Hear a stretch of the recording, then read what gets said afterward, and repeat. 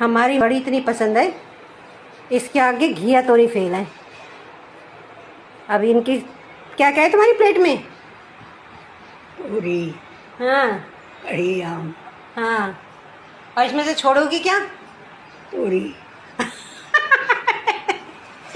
तोरी छोड़ोगी और खाओगी क्या? कढ़ी। कढ़ी।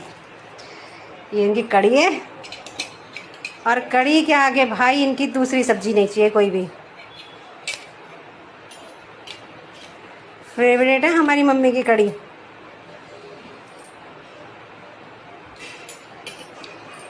मज़ा है ना, इनके आगे दूसरी सब्जी चाहिए हो। कढ़ी मिल जाए और एक आम के साथ क्या मिल जाए? रोटी, आम और रोटी। आम और रोटी, फिर तो कहने ही क्या है।